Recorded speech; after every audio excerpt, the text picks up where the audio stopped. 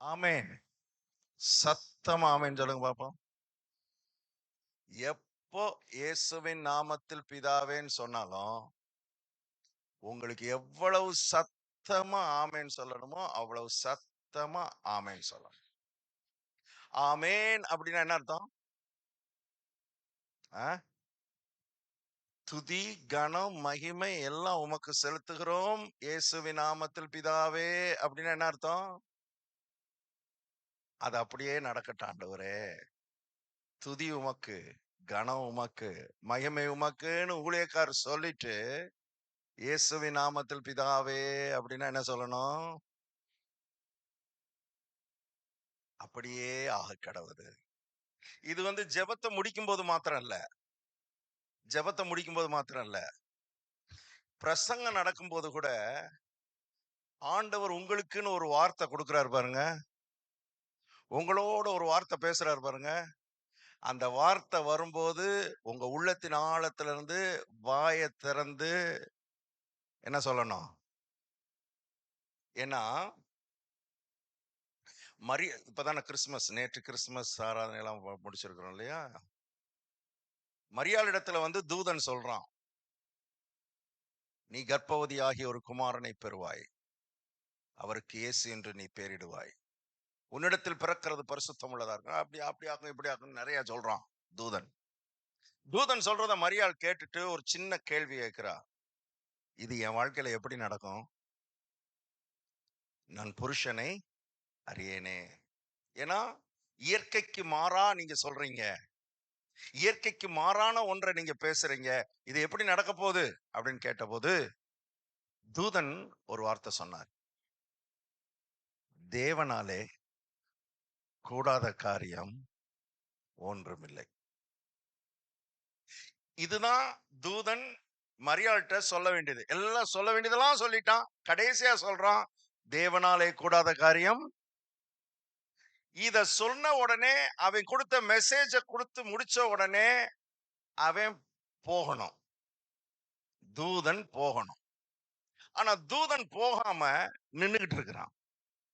எதுக்கு நிக்கிறான் தெரியுமா? எதுக்கு நிக்கிறான் தெரியுமா? இப்ப வார்த்தை மரியாள்கிட்ட போயிடுச்சு. வார்த்தைய மரியாள் கேட்டுட்டா. இப்ப இந்த வார்த்தை அவளுக்குள்ள போய் வேலை செய்யணும். வார்த்தை அவளுக்குள்ள என்ன செய்யணும்? கேட்டது உண்மைதான், கேட்டுட்டா. நீங்களும் கேட்டுக்கிட்டே தானே இருக்கிறீங்க. கேட்கிற வார்த்தை உங்களுக்குள்ள அது என்ன சொன்னதோ அதை அப்படியே நிறைவேற்றணும்னா உங்களுக்கு ஒரு பொறுப்பு இருக்கு, உங்களுக்கு ஒரு ரெஸ்பான்சிபிலிட்டி இருக்கு. தூதன் அதை பார்த்துக்கிட்டே இருக்கிறான்.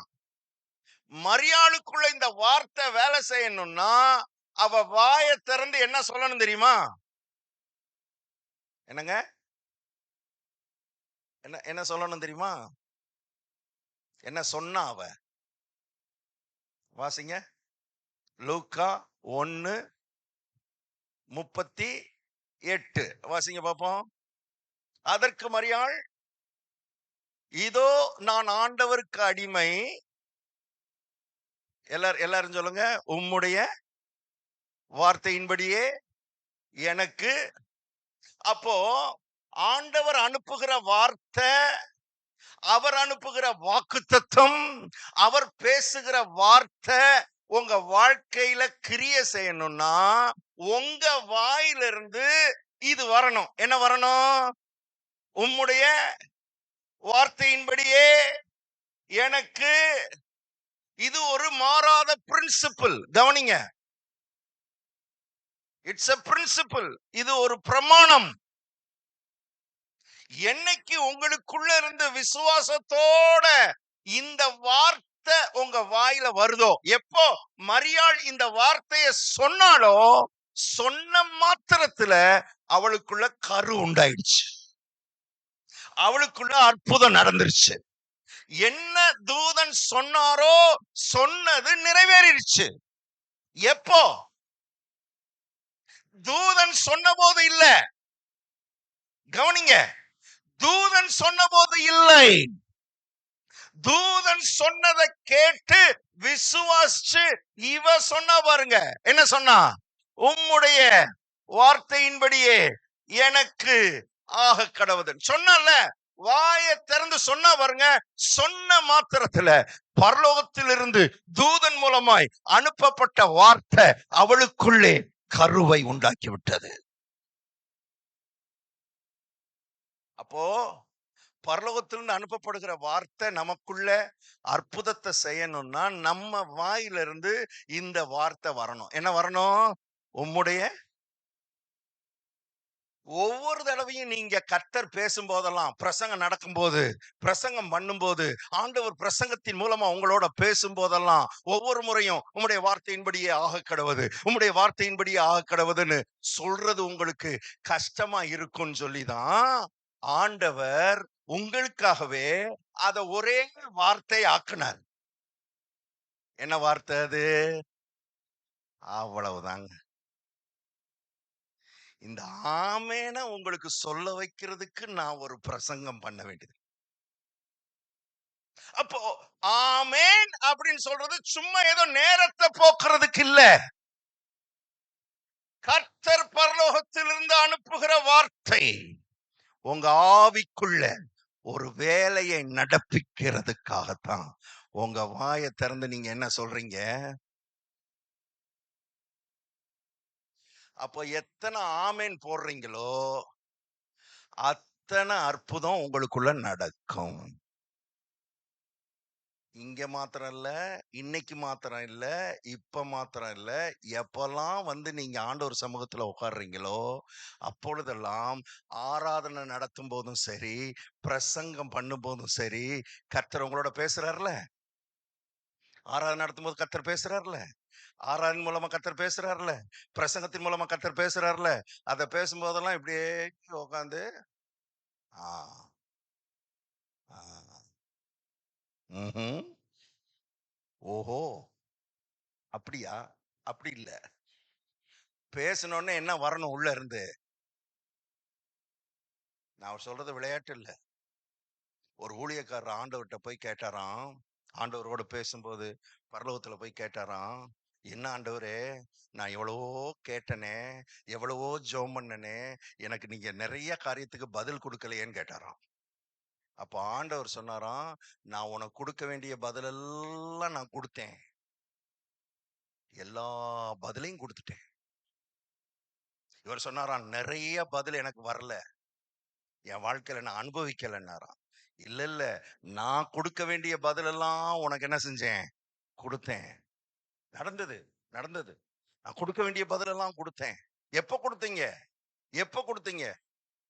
ஆண்டவர் கேட்டாராம், நீ ஜெபம் பண்ணதுக்கு, நீ வேண்டிக் கொண்டதுக்கு ஒரு பதில வார்த்தையின் மூலமா, பிரசங்கத்தின் மூலமா உன்னோட பேசுனனா இல்லையா? பலமுறை உன்னோட பேசுனனா இல்லையா? பலமுறை உனக்கு வாக்குத்தத்தம் வந்துச்சா இல்லையா?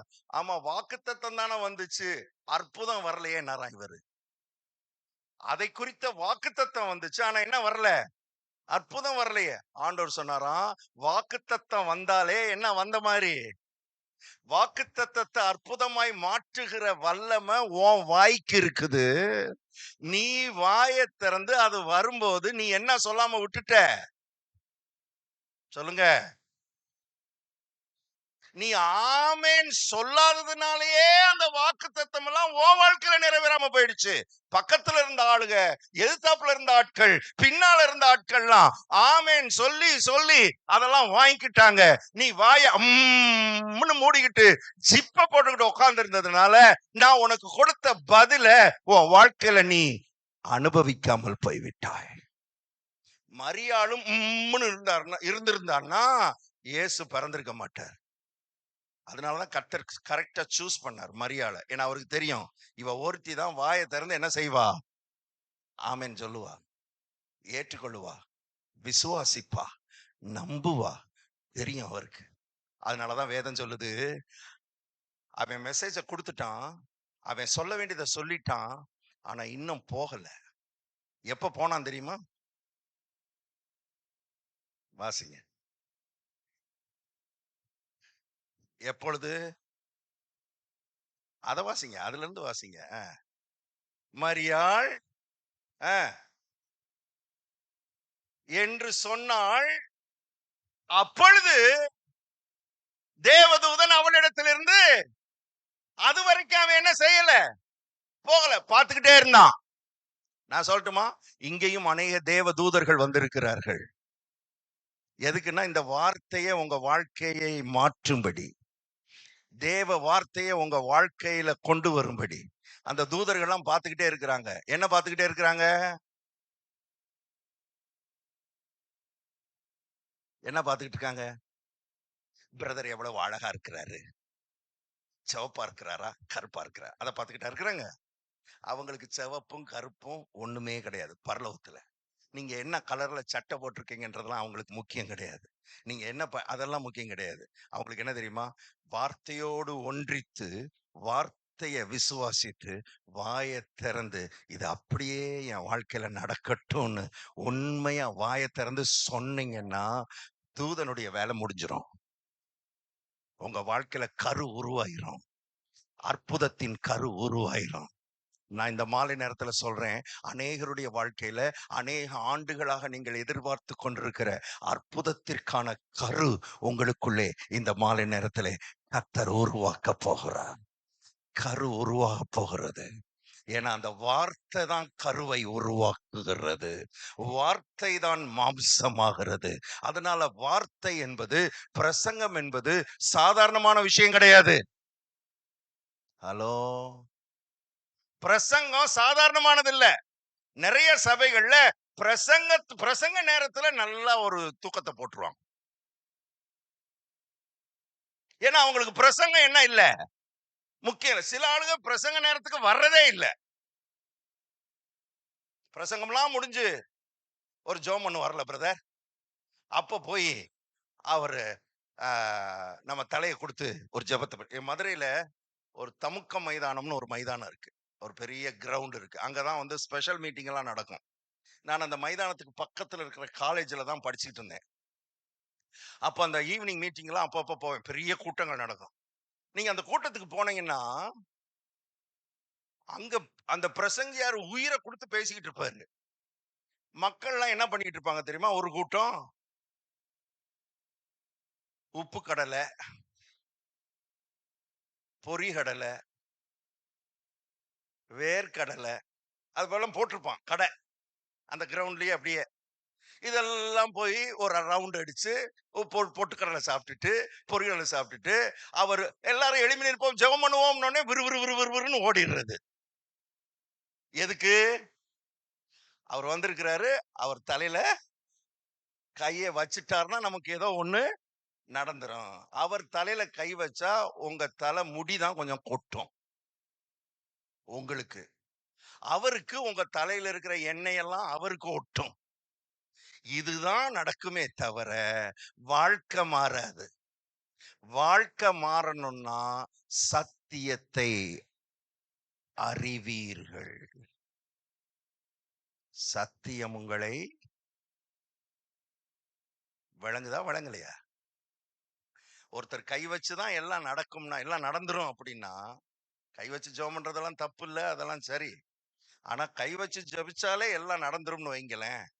இப்படி ஒரு கூட்டமே தேவையில்லை, இப்படி ஒரு மைக்கு தேவையில்லை, புல்பிட்டு தேவையில்லை, பிரசங்கம் இவ்வளவு நேரம் நான் நின்று என்ன செய்ய வேண்டியதில்லை, பிரசங்கம் பண்ண வேண்டியதில்லை. வரிசையா இப்படி வாங்க, தலையில நான் என்ன பண்றேன், கைய வைக்கிறேன், வச்சு இப்படியே போயிருங்க.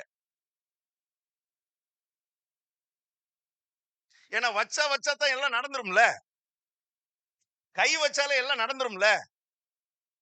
கை வச்சு நடக்கிறது இல்லைங்க, தலை மேல எதையோ ஒண்ணு கைய வைக்கிறது இல்ல, தலைக்கு உள்ள ஒண்ணு போகணும். வசனம் போகணும், வார்த்தை போகணும், சத்தியம் போகணும், அறிவை பெற்றுக்கொள்ளணும். அந்த அறிவை பெற்றுக்கொள்ள உள்ள போக போக உங்க வாழ்க்கையின் எல்லா பகுதியிலும் நீங்கள் 100க்கு 100 விடுதலையை அனுபவிப்பீர்கள். நீங்க விடுதலை அனுபவிக்க வேண்டும் என்பதுதான் தேவனுடைய திட்டம். தேவனுடைய பிள்ளைகள் எந்த கட்டுக்குள்ளையும் இருக்கக்கூடாது. எதுவும் நம்மளை கட்டி வைக்க கூடாது. எந்த சங்கிலினாலும் நம்மளை கட்டக்கூடாது. நாம அடிமைகளை இருக்கும்படி அழைக்கப்பட்டவர்கள் அல்ல. எந்த கட்டும் உங்களை கட்டக்கூடாது. நான் சொல்றேன், இந்த மாலை நேரத்துல பல ஆண்டுகளாய் பலவிதமான காரியங்களை உங்களை கட்டி இருக்கலாம். உங்க ஆவியை கட்டி இருக்கலாம், உங்க ஆத்மாவை கட்டி இருக்கலாம், உங்க சரீரத்தை கட்டி இருக்கலாம், உங்க எண்ணங்களை கட்டி இருக்கலாம், உங்க சிந்தைகளை கட்டி இருக்கலாம். இயேசு கிறிஸ்துவின் நாமத்துல அவருடைய ஊழியக்காரனா நின்னு நான் சொல்றேன், இந்த மாலை நேரத்துல சத்தியத்தை அறிவீர்கள், சத்தியம் உங்களை அந்த கட்டுகளில் இருந்து விடுதலையாக்கும். விடுதலையாக்கும். ஏனென்றால் நீங்கள் விடுதலை ஆக வேண்டும் என்று நீங்க விரும்புறதை காட்டிலும் அவர் விரும்புகிறார். நீங்கள் விடுதலை உள்ள வாழ்க்கை வாழ வேண்டும் என்று நீங்க ஆசைப்படுறதை காட்டிலும் உங்க தகப்பன், உங்களை அழைத்தவர், உங்களுடைய தேவன் ஆசைப்பட்டு கொண்டிருக்கிறார். ஆசைப்பட்டவர் இங்கே அருகிலே வந்து விட்டார், நம்முடைய மத்தியிலே வந்திருக்கிறார். நம்ம ஆராதிக்கும் பொழுது தேவ ஆவியானவர் இங்கே வந்திருக்கிறார். எதுக்கு வந்திருக்கிறார்னா விடுதலையை கொடுக்க வந்திருக்கிறார். விடுதலையின் வாழ்வை கொடுக்க வந்திருக்கிறார். விடுதலையாய் வாழ வைக்க வந்திருக்கிறார். விடுதலைக்காக சத்தியத்தை பேச வந்திருக்கிறார். ஆமென். நல்ல இருதயத்தை திறந்து, காதை திறந்து வார்த்தையை கவனிக்க. ராத்திரியெல்லாம் பிரயாசப்பட்டும் ஒரு மீன் கூட அகப்படாத பொழுது இயேசு சீமோனுக்கு என்ன கொடுத்தார்? காலையில வந்து என்ன கொடுத்தார் சொல்லுங்க? மீனை கொடுத்தார்னு உலகமெல்லாம் சொல்லும் போது வேதம் சொல்லுகிறது இயேசு வார்த்தையை கொடுத்தார். அந்த வார்த்தை கலிலேயா கடல்ல இருக்கிற அத்தனை மீனையும் கொண்டு வந்து சீமோனுடைய வலையிலே போட்டது. இந்த மாலை நேரத்துல நான் சொல்றேன், எவ்வளவோ பிரயாசப்பட்டும் உங்க வாழ்க்கையில அகப்படாத சில காரியங்கள், எவ்வளவோ நீங்கள் முயற்சி செய்தும் உங்க வாழ்க்கையில கிடைக்காத சில காரியங்கள், எவ்வளவோ கஷ்டப்பட்டும் உங்க வாழ்க்கைக்குள்ள வராத சில காரியங்கள், நான் அவருடைய ஊழியக்காரன் என்று சொல்றேன், அவருடைய வார்த்தையின் மூலமாக உங்கள் வாழ்க்கைக்குள்ளே வரப்போகிறது. உங்க ஜீவியத்துக்குள்ளே அது வரப்போகிறது. உங்க குடும்பத்துக்குள்ளே அது வரப்போகிறது. இது மேஜிக் இல்ல, இது மந்திரம் இல்ல, தேவனுடைய வார்த்தையின் வல்லமை. தேவனுடைய வார்த்தையின் வல்லமை, கர்த்தருடைய வார்த்தையின் வல்லமை. There is power in the word. There is power in the word. முழு உலகத்தையும் கர்த்தர் உண்டாக்கினது எதன் மூலமா தான் உண்டாக்கினார்? வாயின் வார்த்தையின் மூலமாக உண்டாக்கினார். அந்த வார்த்தை தான் உலகத்தை உண்டாக்கினது. அந்த வார்த்தை தான் இன்னைக்கு உலகத்தை தாங்கி கொண்டிருக்கிறது. சர்வத்தையும் அவர் தமது வல்லமையுள்ள வசனத்தினாலே தாங்கி கொண்டிருக்கிறார். இன்னைக்கு இந்த உலகம் அது பாட்டுக்கு அப்படியே இயங்கி கொண்டிருக்கிறது. சூரியன் அது பாட்டுக்கு இருக்குது, எப்ப வரணுமோ அப்ப வந்து, எப்ப மறையணுமோ அப்ப மறையுது. கோடிக்கணக்கான நட்சத்திரங்கள் எல்லாம் கர்த்தர் வச்ச இடத்துல அது அப்படியே இருக்குதுன்னா காரணம் என்ன தெரியுமா? அவருடைய வார்த்தை அத்தனையும் தாங்கி கொண்டிருக்கிறது. அண்ட சராசரத்தையே இந்த வார்த்தை தாங்கும்னா உங்க சின்ன குடும்பத்தை இந்த வார்த்தை தாங்காமலா போயிடும். உங்க குடும்பத்தை தாங்காமலா போயிடும். உங்க பிள்ளைகளை தாங்காமலா போயிடும். உங்க தொழிலை தாங்காமலா போயிடும். உங்க வியாபாரத்தை தாங்காமலா போயிடும். உங்க எதிர்காலத்தை தாங்காமலா போயிடும். கட்டாயம் அந்த வார்த்தை தாங்கும். எல்லாரும் சொல்லுங்க வார்த்தை. மறுபடியும் சொல்லுங்க வார்த்தை. வார்த்தை தேவனுடைய வாயிலிருந்து புறப்பட்டு வந்துச்சுன்னா அவர் சொன்னது நடந்தே ஆகணும். வெளிச்சம் உண்டா கடவுதுன்னு வாயை திறந்து சொன்னா வெளிச்சம் வந்துதான் ஆகணும். வேற சாய்ஸே கிடையாது. இந்த மாலை நேரத்தில் அப்படிப்பட்ட வார்த்தை கர்த்தர் நம்மோடு பேச விரும்புகிறார். காலையில ஒரு பாயிண்ட் ஆரம்பிச்சு ஒரு திசையில போகணும்னு நினைச்சேன். ஆவியானவர் இன்னொரு திசையில கொண்டு போயிட்டார்.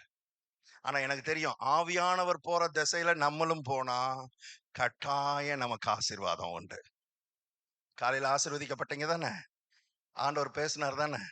ஏன்னா ஆவியானவர் சொல்ற பாதையில போனாதான் அங்க நடக்கும் ஏதாவது. நம்ம நினைச்சிட்டு வர்றதை சொல்லக்கூடாது. ஆனா ஆரம்பிச்சேன், அந்த ஆரம்பிச்சதை தொடர விரும்புறேன். காலையில ஆரம்பிச்சதை தொடர விரும்புறேன். காலையில ஒரு காரியம் கேட்டேன். இந்த உலகத்திலேயே ஒரு குரூப், ஒரு கூட்ட மக்கள் எல்லாத்துலயும் டாப்ல இருக்கிறாங்க. எல்லாத்துலயும் யார் அவங்க? இஸ்ரவேலர்கள், யூதர்கள். அதுக்கு என்ன காரணம்? அவர்கள்தான் தேவனால் தெரிந்து கொள்ளப்பட்ட ஜனம் என்பது மட்டுமல்ல, அவர்கள்தான் தேவனால் தெரிந்து கொள்ளப்பட்ட ஜனம் என்கிற அறிவு அவங்களுக்கு இருக்கு. எல்லாரும் சொல்லுங்க, அறிவு. இங்க ஆரம்பிச்சுதான் அப்படியே போயிடுச்சு எங்கேயோ. பழைய ஏற்பாட்டிலே ஆண்டவர் சொன்னாரு, என் ஜனங்கள் ஜெபம் இல்லாமையினால் சங்காரமார்கள் போடல, அறிவில்லாமையினால் சங்காரமார்கள். அறிவு ரொம்ப ரொம்ப முக்கியம். அதனாலதான் அநேகர் ஜெபிக்கிற மக்கள், உபவாசிக்கிற மக்கள் கூட சங்காரமாகிறதுக்கு வாய்ப்பு இருக்கிறது. சங்காரமாகி கொண்டு அழுது கொண்டு இருக்கிறார்கள். இவ்வளவு ஜெபம் பண்ணிட்டனே, இவ்வளவு உபவாசம் பண்ணிட்டேனே, இதை பண்ணிட்டேனே, அதை பண்ணிட்டேனே, அப்படி பண்ணிட்டேனே, இப்படி பண்ணிட்டேனே, என் வாழ்க்கையில ஏன் ஒரு மாற்றம் இல்லை? என் வாழ்க்கையில ஏன் ஒரு கனி இல்லை? என் வாழ்க்கையில நான் ஏன் மற்றவர்களுக்கு பிரயோஜனமா இல்லை? ஏன் என் வாழ்க்கையில ஒரு திருப்தி இல்லை, மன நிறைவு இல்லை, ஏன் வாழ்க்கையில ஆசீர்வாதம் இல்லை?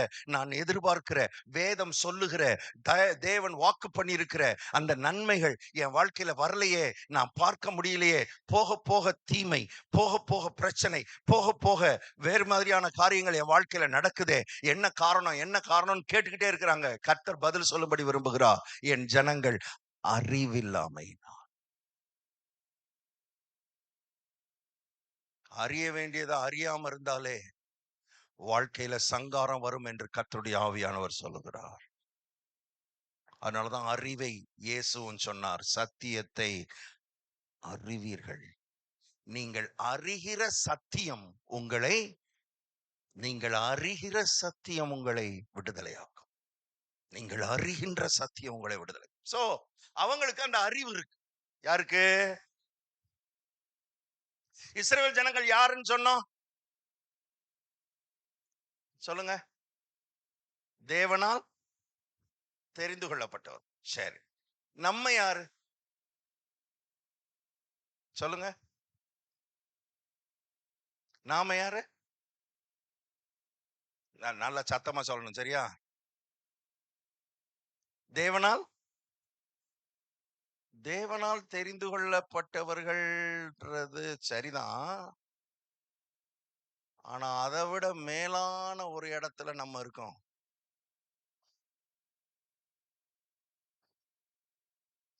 நம்ம வெறும் தேவனால் தெரிந்து கொள்ளப்பட்டவர்கள் மாத்திரமல்ல, நாம் தேவனால் பெற்றெடுக்கப்பட்ட பிள்ளைகள். யோவான் 1:12 வாசிங்க.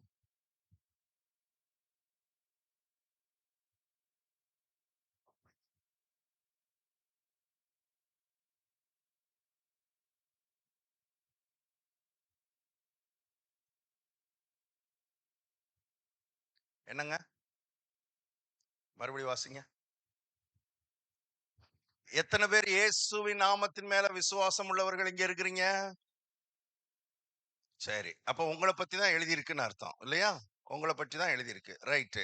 அவருடைய நாமத்தின் மேல் விசுவாசம் உள்ளவர்களாய் ஏற்றுக்கொண்டவர்கள் எத்தனை பேர் இங்க இருக்கிறீங்க? இருக்கிறீங்களா? இயேசுவை ஏற்றுக்கொண்டவங்க தானே இங்க இருக்கிறீங்க. ஒருவேளை இன்னும் இயேசுவை ஏற்றுக்கொள்ளாம யாராவது இருந்தா இன்னைக்கு ஏற்றுக்கொள்ளுங்க. இன்னைக்கு நல்ல நாள். இன்றே இரட்சணிய நாள். இன்றே அனுக்கிரக காலம். இந்த நல்ல இயேசுவுக்கு உங்க இருதயத்தை திறந்து கொடுங்கள். இவர் உங்ககிட்ட ஒண்ணும் கேட்கல, அவர் உங்களுக்கு கொடுக்கிறதுக்காக அவரை ஏற்றுக்கொள்ள சொல்லுகிறார். அவர் வாங்குகிறவர் அல்ல, கொடுக்கிறவர். நம்முடைய ஆண்டவர் கொடுக்கிறவர். தேவன் தம்முடைய ஒரே பேரான குமாரனை விசுவாசிக்கிறவன் எவனோ அவன் கெட்டு போகாமல் நித்திய ஜீவனை அடையும்படி அவரை கொடுத்து, அவரை கொடுத்து, அவரை கொடுத்து இவ்வளவாய் உலகத்தில் அன்பு கூர்ந்தார். கொடுக்கிறவர் நம்முடைய தேவன். பிடுங்கிறதுக்கு ஆண்டவருக்கு யாரையும் கூப்பிடல. இன்னைக்கு மக்களுக்கு என்னன்னா, அங்க போனா என்ன புடுங்கிருவாங்களோ, என்னத்தை ஒன்னும் புடுங்கிறதுக்கு ஆள் இல்லைங்க. அவரே புடுங்கிறது இல்ல. அவர் கொடுக்க விரும்புகிறார். கொடுக்க விரும்புகிறார். கொடுத்து கொண்டே இருக்கிறார். ஆமென். இன்னைக்கு சூரியன் கொடுத்தாரா? கொடுத்தாரா இல்லையா? எத்தனை பேர் சூரியன், ஆண்டவரே இன்னைக்கு எப்படியாவது சூரியன் உதிச்சிடணும் ஆண்டவரேன்னு எத்தனை பேர் ஜெபம் பண்ணீங்க? யாராவது ஜெபம் பண்ணீங்களா? சூரியனுக்காக ஜெபம் பண்ணீங்களா? ஒருத்தரும் ஜெபம் பண்ணல. ஒருவேளை நீங்க ஜெபம் பண்ணி இருந்தாலும் உங்களுக்கு சொல்றேன், இனிமேல் ஜெபம் பண்ணாதீங்க. ஏன்னா நீங்க சூரியனுக்காக ஜெபிக்க வேண்டிய அவசியம், சூரியன் வந்துரும். சூரியனை கொடுக்கிறார். யாருக்கு கொடுக்கிறார்? சாயர்புரத்தில் இருக்கிற சர்ச் ஆஃப் காட் விசுவாசிகளுடைய வீட்டுக்கு மேல மாத்திரம். அப்படி ஆண்டவர் சொல்றாரு. அநியாயம் பண்றவன், அக்கிரமம் பண்றவன் எல்லா பயல்களுக்கும் கொடுக்கிறார். மழையை கொடுக்கிறாரு. யாருக்கு கொடுக்கிறாரு? சாயர்புரத்துல அபிஷேகம் பெற்றவங்களா பார்ப்பா. அந்நிய பாஷை பேசுறவங்க வீட்லயா போய் மழை பெஞ்சிட்டு வா, அப்படியா சொல்றாரு? எல்லாருக்கும் மழை வருதாங்க? எல்லா தோட்டத்துக்கும் மழை பெய்தா? அவர் மழையை கொடுக்க இவன் வேற யாருக்கோ பொங்கல் வைக்கிறான். உண்மைதானே? தெரியல, வைக்கிறான், பொங்கல் வைக்கிறான், அதுதான் மழை கொடுத்துச்சுன்றான். நான் மட்டும் தேவனா இருந்தேன்னா ஜென்மத்துக்கு அவனை திரும்பி கூட பார்க்க மாட்டேன். ஏண்டா நான் உனக்கு மழையை கொடுக்க நீ வேற யாருக்கோ பொங்கலா வச்சுக்கிட்டு இருக்கேன்னு மழை கொடுக்கவே மாட்டேன். ஆனா நம்ம தேவன் என்ன பண்றாருன்னா அடுத்த வருஷமும் அவனுக்கே மழையை கொடுக்கிறாரு. அதனாலதான் நான் தேவனா இல்ல, அவர் தேவனா இருக்கிறார். நமக்கு புரியல, விளங்கல. என்னுடைய பார்வை என்னன்னா, அவனுக்கே கொடுக்கிறவர் அவருடைய பிள்ளைகளாகிய நமக்கு கொடுக்காமல் இருப்பது எப்படி? சரி, கொடுக்கிற தேவன் கொடுக்கிறதுக்கு தான் மக்களை கூப்பிடு. நான் உனக்கு கொடுக்க விரும்புறேன், வா. உனக்கு சமாதானத்தை கொடுக்க விரும்புறேன், வா. வருத்தப்பட்டு பாரம் சுமக்கிறவர்களே, நீங்கள் எல்லாரும் என்னிடத்தில் வாருங்கள், வந்து எனக்கு ஏதாவது கொடுத்துட்டு போங்க சொன்னாரு. வாங்க, நான் உங்களுக்கு இளைப்பாறுதல் தருவேன். நம்முடைய ஆண்டவர் கொடுக்கிறதுக்குனே கூப்பிடுகிறார். நமக்கு கொடுக்கிற தகப்பன், கொடுக்கிற தேவன், அதுக்குதான் கூப்பிடுறார். இயேசுவை ஏற்றுக்கொள்ளலன்னா ஏற்றுக்கொள்ளுங்கள். இயேசுவை ஏற்றுக்கொண்டவர்களுக்கு ஒரு அறிவை கர்த்தர் இந்த மாலை நேரத்தில் கொடுக்கும்படி விரும்புகிறார். நீ இயேசுவை ஏற்றுக்கொண்டிருந்தா நீ யாருன்றதை தெரிஞ்சுக்கோ, நீ யாருன்றதை புரிஞ்சுக்கோ. வாசிங்க. அவருடைய நாமத்தின் மேல் விசுவாசம் உள்ளவர்களாய் அவரை ஏற்றுக்கொண்டவர்கள் எத்தனை பேர்களோ அத்தனை பேர்களும் தேவனுடைய பக்தர்களாகும்படி இல்லை. ஏன்னா உலகத்துல ஊர்ல கடவுள் பக்தர்கள் நிறைய பேர் இருக்கிறாங்க. அது இந்த மாசம் வந்துருச்சுன்னா பஸ் பஸ்ஸா போறான் கடவுள் பக்தன். பக்தர்கள் பக்த கோடிகள்ன்றாங்க, கேள்விப்பட்டிருக்கீங்களா? பக்த லட்சங்கள் கிடையாது, பக்த லட்சங்கள் இல்லை. அவங்க எல்லாம் யாரா? பக்த கோடிகள். இந்த மாசம் குளிர் மாசம் வந்துருச்சுன்னா போட்டுருவான், பக்தன் ஆயிடுவான். போடு, சாப்பிட மாட்டேனாக்கும், அதை செய்ய மாட்டேனாக்கும், செருப்பு போட மாட்டேனாக்கும், எதுவும் செய்ய மாட்டேன். கூப்பிடுறது கூட பேர் சொல்லி கூப்பிட மாட்டேன். நானும் கூப்பிட மாட்டேன், என்னையும் யாரும் பேர் சொல்லி கூப்பிடப்படாது. பிள்ளை கூட அப்பான்னு கூப்பிடப்படாது. எவ்வளவு நாளைக்கு? அதான் பக்த கோடிகள். எதுவும் சாப்பிட மாட்டேன், மட்டன் சாப்பிட மாட்டேன், சிக்கன் சாப்பிட மாட்டேன், சிகரெட் குடிக்க மாட்டேன், எதுவும் செய்ய மாட்டேன். 41வது நாள் ஒட்டு மொத்தமா அந்த நாளுக்காக வெயிட் பண்ணிக்கிட்டு இருக்கிறேன். இதான் பக்த கோடி. கடவுள் பக்தர்களா இருக்கும்படி நம்மை அழைக்கல பிரதர். அவருக்கு பிள்ளைகளாய் இருக்கும்படி கர்த்தர் நம்மை அழைத்திருக்கிறார். அதனாலதான் இந்த உலகத்துல இருக்கிற எல்லாரும் கடவுள்கிட்ட போய், சாமி நல்லது செய், சாமி நல்லது பண்ணு, சாமி என்னை காப்பாத்து, சாமி சாமின்னு சொல்லும்போது நீங்களும் நானும் மாத்திரம்தான் இந்த ஆண்டவரை பார்த்து, அப்பா நான் உம்மை பார்க்கிறேன், அன்பே நான் உம்மை துதிக்கிறேன், அப்பா நான் உம்மை பார்க்கிறேன், அப்பாவும் நீரே, அம்மாவும் நீரே, அப்பாவும் நீரே, அம்மாவும் நீரே, நானும் தன் அல்பரஷாந்தரலடபா, நானும் தன். நம்ம தான் ஆண்டவரை அப்பான்னு கூப்பிட்டு அப்பாவோடு உறவு கொள்ள முடியும், அப்பாவோடு ஐக்கியம் கொள்ள முடியும், அப்பாவோடு உறவாட முடியும், அப்பாவோடு பிள்ளையா நின்னு பேச முடியும், அப்பா பிள்ளைகிட்ட பேச முடியும், அப்பாவின் சத்தத்தை கேட்க முடியும். நான் சொல்றேன், புது வருஷத்துல வரப்போகிற ஆண்டுல நீங்கள் அத்தனை பேரும் தேவனுடைய சத்தத்தை கேட்கிறவர்களாய் மாறணும், அப்பாவின் சத்தத்தை கேட்கிறவர்களா மாறணும். அப்பாவோட அதிக நேரம் உறவாடினாதான் நடக்கும், அப்பாவோட அதிக நேரம் உறவாடினாதான் அப்பாவின் சத்தத்தை நீங்க கேட்க முடியும்.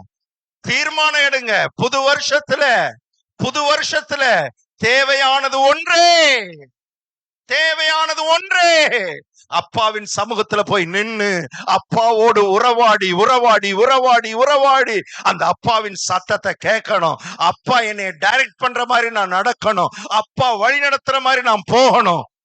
அந்த ஒரு வாஞ்சை விருப்பத்தை இந்த கடைசி நாட்கள்ல கர்த்தர் உங்க எல்லாருடைய இருதயத்துக்குள்ளையும் ஆவிக்குள்ளையும் போடுவாராக, இருதயத்துக்குள்ள போடுவாராக. பாருங்க, இஸ்ரவேல் ஜனங்கள் எல்லாத்துலயும் டாப்ல இருக்கிறான். இன்னைக்கு சொல்றாங்க, முழு உலகத்தையும் மறைமுகமா அவன் தான் ஆண்டுகிட்டு இருக்கிறான். The whole world is controlled indirectly by Israel. இத்தனூண்டு நாடுங்க, Tamil Nadu அளவு கூட கிடையாது, ஒட்டுமொத்த நாடுமே.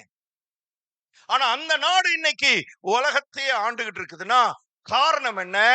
அவர்கள் தேவனால் தெரிந்து கொள்ளப்பட்ட ஜனம் என்கிற அறிவும் உணர்வும். நம்ம தேவனால் தெரிந்து கொள்ளப்பட்டது மாத்திரம் அல்ல, தேவனால் பெற்றெடுக்கப்பட்ட பிள்ளை. நான் கேட்கிறேன், தெரிந்து கொள்ளப்பட்டது பெருசா, பெற்றெடுக்கப்பட்டது பெருசா? சொல்லுங்க. அதனாலதான் பழைய ஏற்பாட்டுல ஆண்டவர் அவங்கள, இஸ்ரவேல் ஜனங்களை பிள்ளைன்னு சொன்னதே இல்லை. இஸ்ரவேலே நீ என் பிள்ளை இல்ல, இஸ்ரவேலே நீ என் தாசன். தாசன்னா என்ன தெரியுமா உங்களுக்கு? இங்கிலீஷ்ல எழுதப்பட்டிருக்குது, யூ ஆர் மை செர்வன்ட். செர்வன்ட்டை தான் தெரிந்தெடுப்போம். நம்ம வீட்டுல அல்லது நம்ம ஆபீஸ்ல வேலை செய்யறதுக்கு செர்வன்ட்டை என்ன பண்ணுவோம்? தெரிந்தெடுப்போம். பிள்ளைய என்னங்க தெரிந்தெடுப்பீங்க? ஒரு 15 பிள்ளைகளை பரிசையா போச்சு, எந்த பிள்ளை சக்கச்சவேர்னு இருக்குன்னு பார்த்து, இந்த பிள்ளை இன்னையில இருந்து எனக்கு. அது இல்ல, தெரிந்தெடுக்கிறது செர்வன்ட்ட, பெற்றெடுக்கிறது பிள்ளைய. இப்ப செர்வன்ட் பெரிய ஆளா, பிள்ளை பெரிய ஆளா? சொல்லுங்க, சத்தமா சொல்லுங்க. அப்ப யார் பெரிய ஆளா இருக்கணும் உலகத்துல? எல்லாத்துலயும் யார் பெரிய ஆளா இருக்கணும்? நம்ம தானே. அப்புறம் ஏன் இப்படி பரிதாபமா இருக்கு?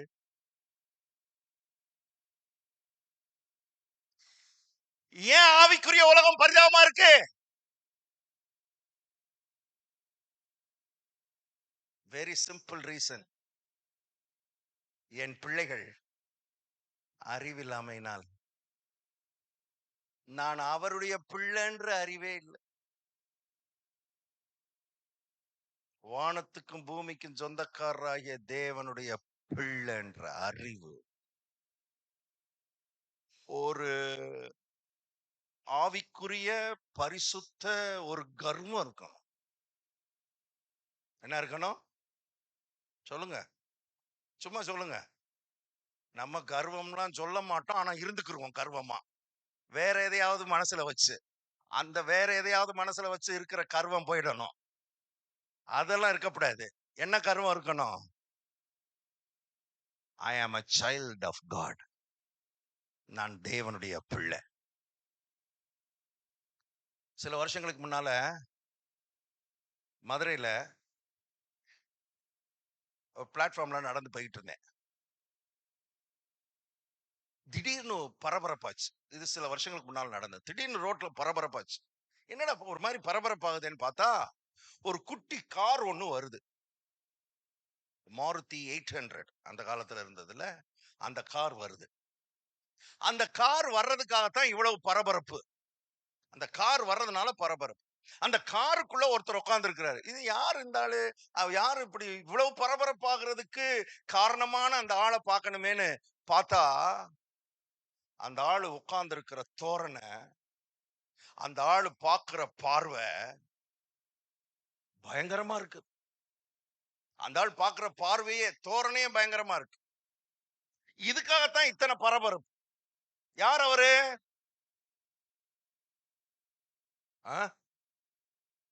பார்த்தது நீங்க தானையா?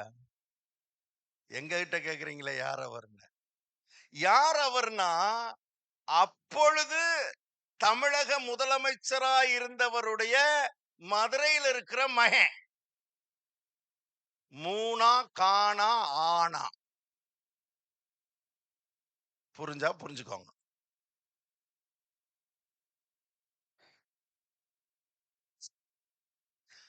அவரு சொல்லாம, அவர் உட்கார்ந்து இருக்கிற தோரணையிலேயே, அவர் பார்க்கிற பார்வையிலேயே நமக்கு சொல்றாரு. என்ன சொல்றாரு? நான் தான் தமிழ்நாட்டையே, அப்ப அவர் தான் ஆண்டுகிட்டு இருக்காரு. அவங்க அப்பா தான் ஆண்டுகிட்டு இருக்காரு. அவர் முதலமைச்சரா இருக்கிற நாட்கள்ல நடந்தது. எங்க அப்பா தான் இந்த தமிழ்நாட்டை ஆண்டுகிட்டு இருக்கிறார். அவர் மகன் நானு. அவர் மகன். எங்க அப்பா சென்னையில இருக்கலாம், நான் மதுரையில இருக்கலாம். ஆனால் நான் மகன். நானு மகன். சொல்லாம சொல்றாரு மனுஷன். அவர் உட்கார்ந்து இருக்கிற தோரணைய பார்த்தா, என்ன தோரணை, என்ன பார்வை, என்ன மிடுக்கு, என்ன கர்வம்.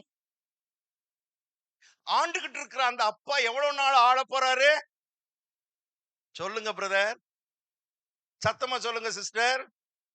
வெறும் 5 வருஷம் ஆள போறவர் மகனே அந்த தோரணைய காமிக்கலாம்னா, நித்தியமா ஒருத்தர் ஆண்டுகிட்டு இருக்கிறாரு, நிரந்தரமா சிங்காசனத்துல உட்கார்ந்து இருக்கிறாரு, அசைக்க முடியாத சிங்காசனத்துல உட்கார்ந்து இருக்கிறவருடைய பிள்ளை எப்படி இருக்கணும்? ஒரு மாதிரி தலையை குஞ்சுக்கிட்டே போயிட்டு, ஒரு மாதிரி பேன் போயிட்டு, பேன் அந்த போறாங்க பாருங்க, பைபிளை தூக்கிட்டு போறாங்க. ஐயோ பா, தெருவே அவங்கள பார்த்து என்ன சொல்லுது? ஐயோ. அந்த போறாங்க பாருங்க பைபிள், ஐயோ பா. ஏன்னா இதுவே தன்னை கண்ணாடியில பார்க்கும்போது எப்படித்தான் பாக்குது?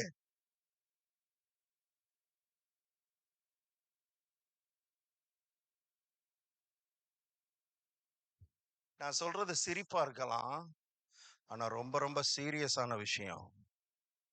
நமக்குள்ளே தேவனுடைய வித்து நமக்குள்ளே தரித்திருக்கிறது. தேவனுடைய பிள்ளைன்றது நமக்கு கொடுக்கப்பட்ட டைட்டில் இல்லம்மா, நமக்கு கொடுக்கப்பட்ட கௌரவ பட்டம் இல்ல. நம்ம வீட்டுல பிள்ளை ஒரு ஒரு பிள்ளையா இருக்கணும்னா அந்த பிள்ளை என்ன செய்யணும்? ஒரு பிள்ளை பிள்ளையா இருக்கணும்னா அந்த பிள்ளை என்ன செய்யணும்?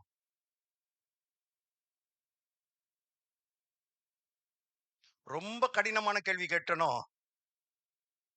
பிள்ளை பிள்ளையா இருக்கணும்னா அது பிள்ளையா பிறக்கணும்.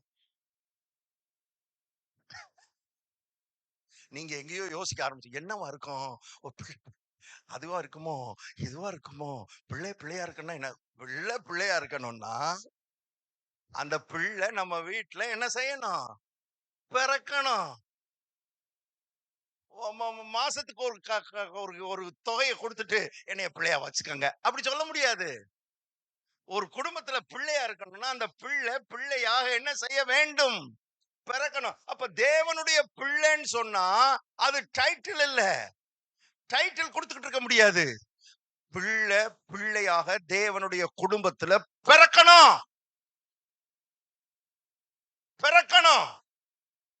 அதனாலதான் நான் சொல்றேன், ஒரு ஆள் இயேசுவை ஏற்றுக்கொள்ளும் போது ஒரு மதத்திலிருந்து இன்னொரு மதத்துக்கு வரல. ஒரு குடும்பத்திலிருந்து இன்னொரு குடும்பத்துக்குள்ளே இவர் பெற்றெடுக்கப்பட்டிருக்கிறார். பாவ குடும்பத்திலிருந்து பரிசுத்த குடும்பத்துக்குள்ளே, தோல்வியின் குடும்பத்திலிருந்து வெற்றியின் குடும்பத்துக்குள்ளே, சாப குடும்பத்திலிருந்து ஆசீர்வாத குடும்பத்துக்குள்ளே, வியாதியின் குடும்பத்திலிருந்து ஆரோக்கியத்தின் குடும்பத்துக்குள்ளே, வறுமையின் குடும்பத்திலிருந்து ஐஸ்வர்யத்தின் குடும்பத்துக்குள்ளே, நரகத்தின் குடும்பத்திலிருந்து பரலோக குடும்பத்துக்குள்ளே, சாத்தானுடைய குடும்பத்திலிருந்து தேவனுடைய குடும்பத்துக்குள்ளே இவர் பிறந்திருக்கிறார். ஒரு மதத்துல இருந்து இன்னொரு மதத்துக்கு வரல, ஒரு கோயில்ல இருந்து இன்னொரு கோயிலுக்கு வரல. நாங்க வேற கோயிலுக்கு போயிட்டு இருந்தோம் பிரதர். அப்ப வேற கோயில் போயிட்டு இருந்தோம். அப்ப வெள்ளியும் செவ்வாயும் போவோம். அப்ப தேங்காயும் வாழைப்பழத்தையும் தூக்கிட்டு போவோம். இன்னைக்கு வந்து கிழமை மாறி இருக்குது. இன்னைக்கு நாங்க என்ன கிழமை? அங்க தேங்காயும் வாழைப்பழத்தையும் தூக்கிட்டு போவோம். இங்க எதை தூக்கிட்டு போறோம்? கரெக்டா சொல்றீங்களே.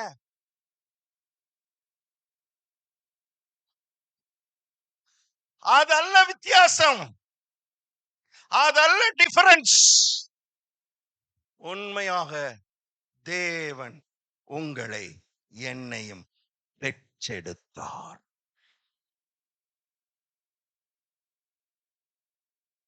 பெற்றெடுத்தார். எல்லாரும் சொல்லுங்க, நான் தேவனால் பெற்றெடுக்கப்பட்ட பிள்ளை. மறுபடியும் சொல்லுங்க, நான் தேவனால் பெற்றெடுக்கப்பட்ட பிள்ளை. தேவனுடைய பிள்ளை. நீங்க பரதேசி இல்ல. சிலருக்கு என்னன்னா பரதேசி, நான் ஒரு பரதேசி பிரதர், நான் ஒரு பரதேசி. அந்த காலத்துல நான் இதுலயே பிறந்து வளர்ந்ததுனால சொல்றேன். அடியேன் ஒரு, என்ன பைபிள் இருக்குதுல்ல, என்ன இருக்குது பைபிள்ல இருக்குதுல்ல, பரதேசின்னு இருக்குதா இல்லையா? தமிழ்ல இருக்குதா? பரதேசி. பரதேசினா என்ன அர்த்தம்?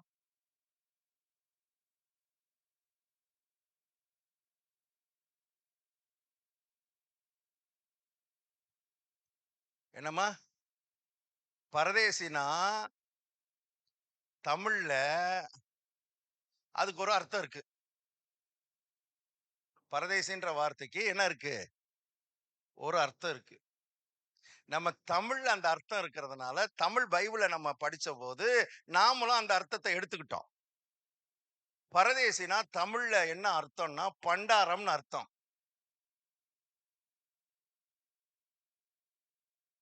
பிளாட்ஃபார்ம்ல இருப்பான் பாருங்க, அவனுக்கு பேர் தான் என்னது? ஒரு கிழிஞ்ச சட்டை, கிழிஞ்ச வேட்டி, ஒரு பீத்த செருப்பு, கையில ஒரு, பரதேசின்னு படிச்சோடனே எல்லாரும் தங்களை அப்படி பார்க்க ஆரம்பிச்சுட்டாங்க. பரதேசி இல்ல, பிள்ளை. சொல்லுங்க, நான் தேவனுடைய பிள்ளை. மறுபடியும் சொல்லுங்க, நான் தேவனுடைய பிள்ளை. இன்னொரு சொல்லுங்க, நான் தேவனால் பெற்றெடுக்கப்பட்ட பிள்ளை. தேவனுடைய, மறுபடியும் சொல்றேன், தேவனுடைய பிள்ளைன்னு நம்ம சொல்லும் போது ஏதோ எழுதணுமேனு எழுதல, சொல்லணுமேனு சொல்லல. லிட்ரலா உங்களை பெற்றெடுத்தார். எப்படின்னு காமிக்க போறேன் இப்போ. பெற்றெடுத்ததுனாலதான் நம்ம அவருடைய பிள்ளை. அதனாலதான் பிள்ளைன்ற அறிவு, பிள்ளை என்கிற உணர்வு, பிள்ளையாக வாழுகிற வாழ்க்கை ரொம்ப ரொம்ப முக்கியம். ரொம்ப ரொம்ப முக்கியம். கவனிங்க. ரொம்ப ரொம்ப முக்கியம். சும்மா எப்படி வேணாலும் இருந்துக்கலாம், எப்படி வேணாலும் வாழலாம். இல்ல, இல்ல. பிள்ளையா வாழணும். தேவனுடைய பிள்ளையா இருக்கணும். நம்ம இருக்கிற இடத்துல நம்மள பார்த்தாலே தெரியணும். இவர் யாரு? பிள்ளை. பிள்ளை. ஒரு பிள்ளை பிறக்கணும்னா, அந்த பிள்ளையை பெற்றெடுக்கிற தாய் கட்டாயம் 2 அனுபவங்களின் வழியாக செல்லுகிறாள். ஒரு பிள்ளையை பெற்றெடுப்பதற்கு அந்த தாய் 2 அனுபவங்களின் வழியாக செல்லுகிறாள். 1 பிரசவ வேதனை. பிரசவ வேதனை. இந்த பிரசவ வேதனை என்பது கடுமையான வேதனை. தாங்கிக் கொள்ள முடியாத வேதனை. வேதனையினுடைய உச்சம் பிரசவ வேதனை. ஒரு குழந்தையை பெற்றெடுக்கிறதுன்றது அவ்வளவு சாதாரணமான காரியம் இல்ல. கடுமையான வேதனை. அந்த வேதனை பட்டுதான் தாய் குழந்தை என்ன செய்கிறாள்? பெற்றெடுக்கிறாள்.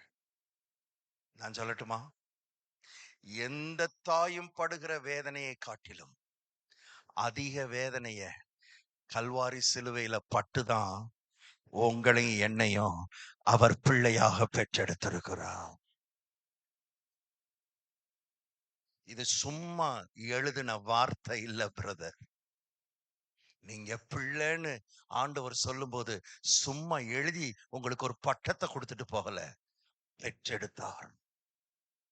வேதனைப்பட்டு பெற்றெடுத்தார். எந்த தாயும் படுகிற வேதனையை காட்டி பல மடங்கு அதிகமான வேதனை. அந்த வேதனையின் வழியா அவர் போனதுனாலதான் இன்றைக்கு கோடிக்கணக்கான பிள்ளைகள் அவருக்கு உலகம் முழுவதும் பிறந்திருக்கிறார்கள்.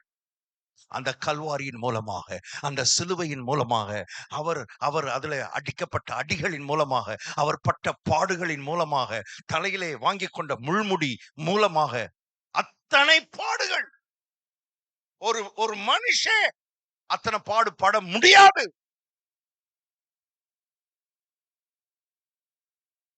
வாரினால் அடிக்கப்பட்டார்னு வேதத்துல வாசிக்கிறோம். வாசித்துட்டு கடந்து போயிடுறோம். அவ்வளவுதான். நமக்கு அதுக்கு மேல நமக்கு ஒண்ணும் தெரியாது. வாரினால் அடிக்கப்படுறதுன்னா சாதாரணமானது இல்ல. வார் என்பது 3 பிரிஞ்சிருக்கும். அந்த 3 பிரிஞ்சிருக்கிற ஒவ்வொன்றும் 3 பிரிஞ்சிருக்கும். அப்போ ஒரு தடவை அடிக்கும் பொழுது எத்தனை இடத்துல அடி விழும்? 3 9 இடத்துல. வெறும் அடி இல்ல, அது படுற இடத்துல எல்லாம் கட் ஆகும். அப்படியே கத்திய வச்சு வெட்டின மாதிரி கட்டு கட் கட் கட். அது மாத்திரமல்ல, அந்த 9 வாரினுடைய நுனியிலையும் ஒரு சின்ன கொக்கி அல்லது கல்லு மாதிரி கூர்மையான கல்லு ஒண்ண கட்டியிருப்பாங்களாம்.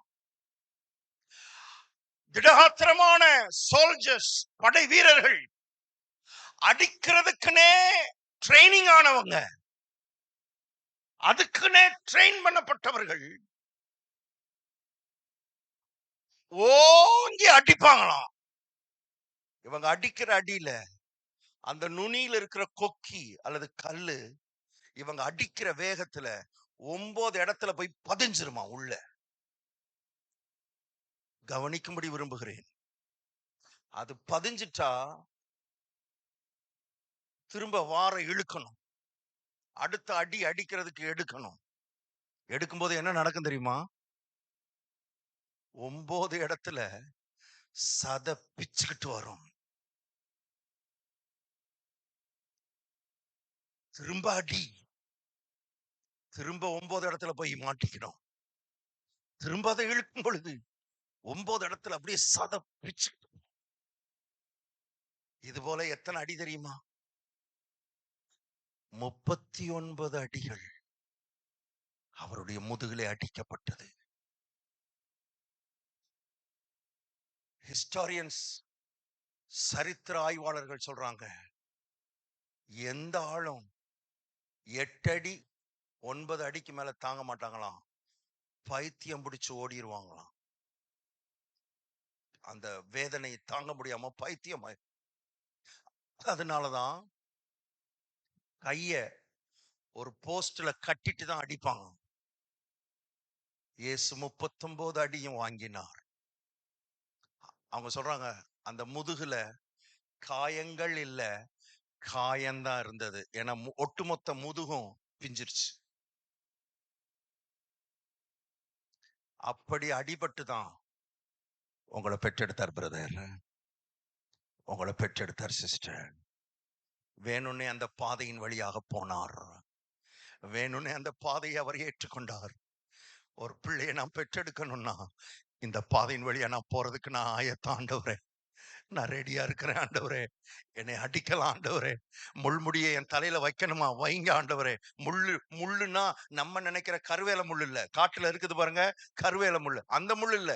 இஸ்ரேல்ல இருக்கிற முள்ளெல்லாம் ஆணி மாதிரி இருக்குமா, கையில ஒட்டிக்க முடியாது. இந்த முள்ளெல்லாம் கையில ஒட்டிக்கலாம், அந்த முள்ளை ஒடிக்க முடியாது.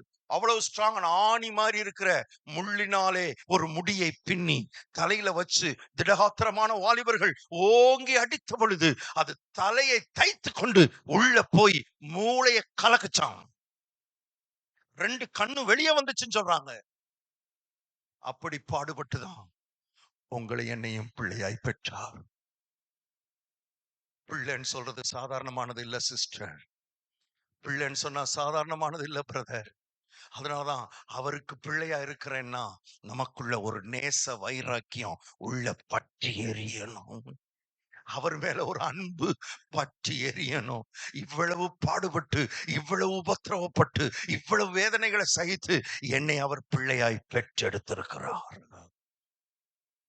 ஒரு தாய் படுகிற வேதனையை காட்டிலும் அதிக வேதனைப்பட்டுதான் உங்களை என்னையும் பிள்ளையாய் பெற்றெடுத்தார். நம்பர் 2, ஒரு தாய் பிரசவ வேதனை படுறது மாத்திரம் இல்ல, குழந்தையை பெற்றெடுக்கும் பொழுது எல்லா தாயும் ரத்தம் சிந்துகிறாள். ரத்தம் சிந்தாம குழந்தையை பெற்றெடுக்க முடியாது. தன் ரத்தம் சிந்தாம குழந்தையை பெற்றெடுக்க முடியாது. நான் சொல்லட்டுமா, இந்த உலகத்துல எந்த தாயும் சிந்துகிற ரத்தத்தை காட்டிலும் அதிக ரத்தத்தை கல்வாரி சிலுவையில சிந்திதான், தன்னுடைய கடைசி சொட்டு ரத்தத்தையும் சிந்திதான் உங்களை என்னையும் பிள்ளையாய் பெற்றெடுத்தார். அதனாலதான் தேவனுடைய பிள்ளைன்றது சாதாரணமானதல்ல.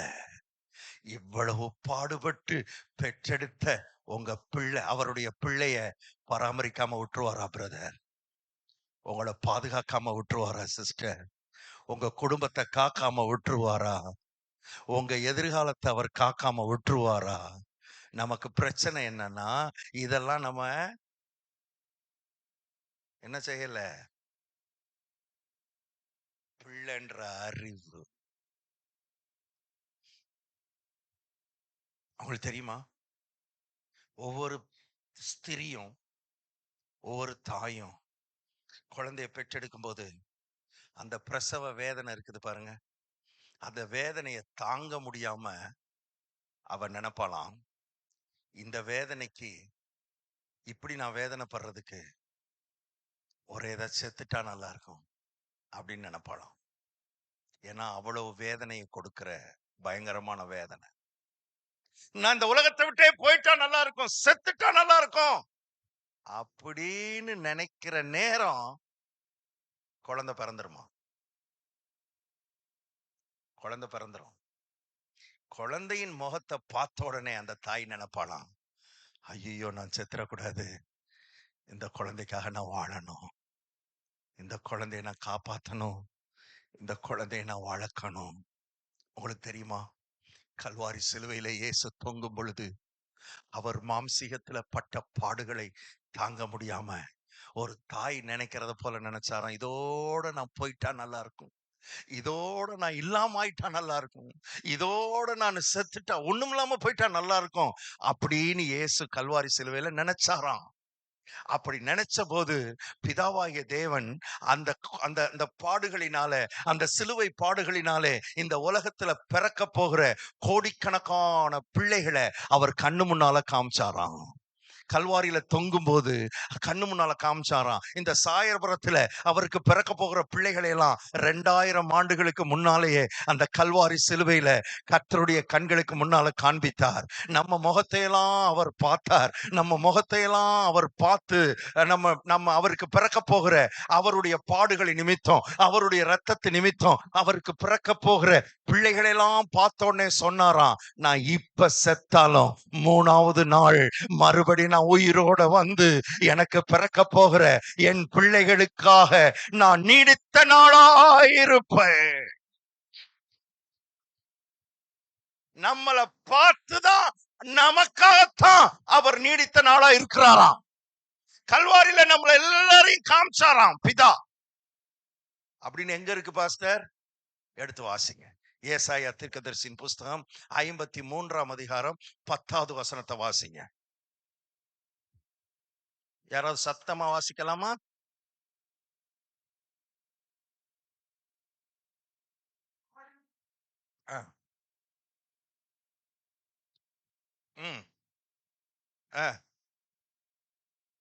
என்னங்க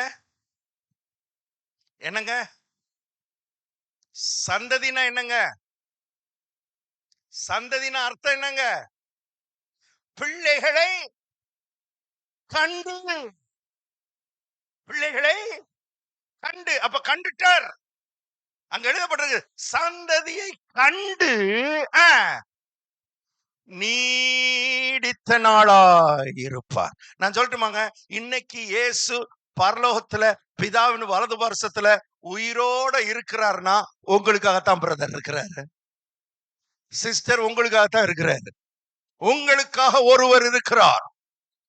உங்களுக்காக ஒருவர் இருக்கிறார். வானத்தையும் பூமியும் படைத்தவர், அண்ட சராசரங்களை சிருஷ்டித்தவர் மாத்திரமல்ல, உங்களுக்காக ரத்தம் சிந்தினவர், உங்களுக்காக ஜீவனை கொடுத்தவர், வேதனைப்பட்டு உங்களை பெற்றெடுத்த ஒரு நல்லவர் அங்கே இருக்கிறார். ஏன் கவலைப்படுகிறாய்? ஏன் பயப்படுகிறாய்? பயத்தோடு இங்கே உட்கார்ந்து இருக்கிறவர் சிலர் உண்டு, கவலைகளோடு இங்கே உட்கார்ந்து இருக்கிறவர்கள் உண்டு. காரணம் என்னன்னா, நான் அவருடைய பிள்ளை. என் மேல என்னை பெற்ற அப்பாவுக்கு இருக்கிற கரிசனை காட்டிலும், அக்கறை காட்டிலும் கோடி மடங்கு அக்கறை உள்ள ஒரு நல்ல தகப்பன் எனக்கு இருக்கிறார். என்னை பெற்ற தகப்பன் ஒருவேளை கவலைப்படலாம், கரிசனைப்படலாம், அக்கறைப்படலாம். நான் கடந்து செல்கிற சில சூழ்நிலைகளை என் அப்பாவால மாற்ற முடியாம இருக்கலாம், கரிசனை இருக்கலாம், அக்கறை இருக்கலாம். ஆனா சூழ்நிலையை மாற்றுறதுக்கான வலிமை, சூழ்நிலைகளை மாற்றுவதற்கான சக்தி இந்த உலக பிரகாரமான அப்பாவுக்கு இல்லாம இருக்கலாம். ஆனால் என் நல்ல தகப்பன், என் தேவாதி தேவன், அவர் அக்கறைப்படுகிறவர் மாத்திரமல்ல, அவர் கரிசனைப்படுகிறவர் மாத்திரமல்ல, நான் கடந்து செல்லுகிற அந்த பாதையிலே நான் சந்திக்கிற அந்த சூழ்நிலையை மாற்றுகிற வல்லமை உள்ளவர் அவர்.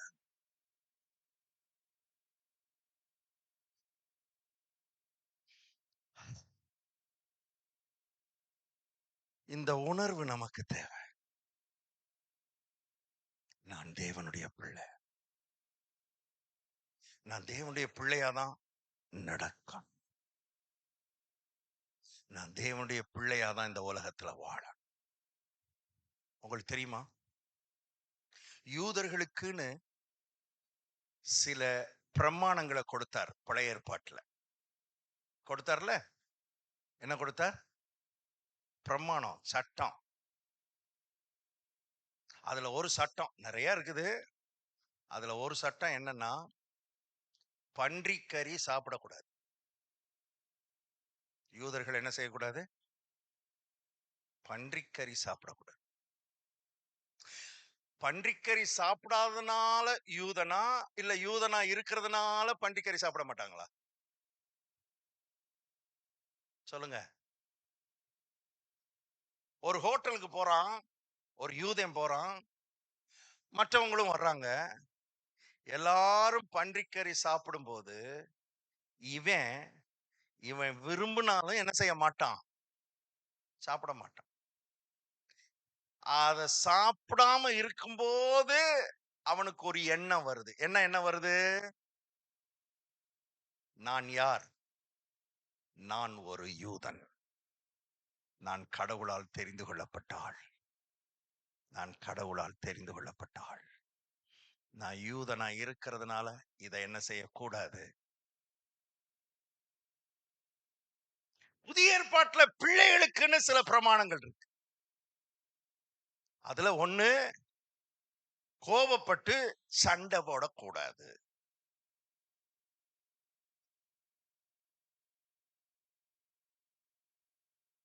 இப்ப சண்டை வருமா? என்ன சொல்ல மாட்டேங்கிறீங்க? சாயர்புரத்துல யார் வீட்லயும் சண்டை வராது போலயே.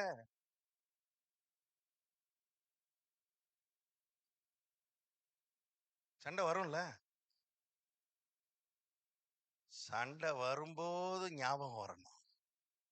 எப்படி அவனுக்கு பன்னிக்கறிய பார்க்கும்போது ஞாபகம் வருதோ, நான் யூதன், இத சாப்பிடக்கூடாது. சண்டை வரும்போது ஞாபகம் வரணும், நான் தேவனுடைய பிள்ளை, நான் சண்டை போடக்கூடாது.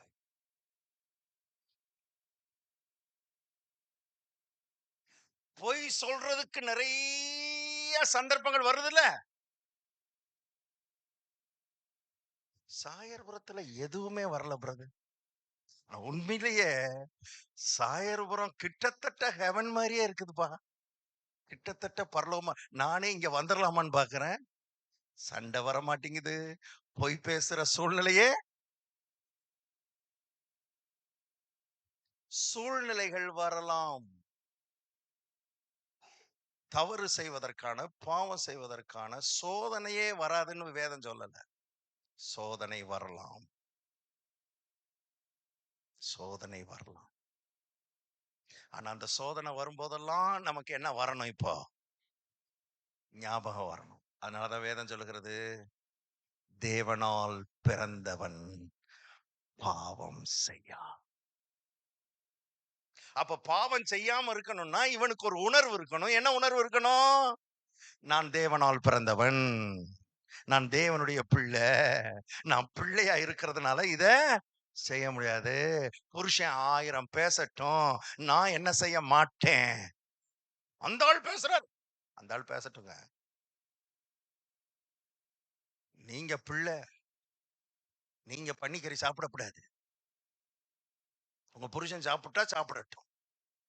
ரட்சிக்கப்படாத புருஷன், அவர் பன்னிக்கறி சாப்பிடும். இப்ப சண்டை வரும்போதெல்லாம் உங்களுக்கு என்ன ஞாபகம் வரப்போகுது? பன்றிக்கறி ஞாபகம் வரப்போகுது.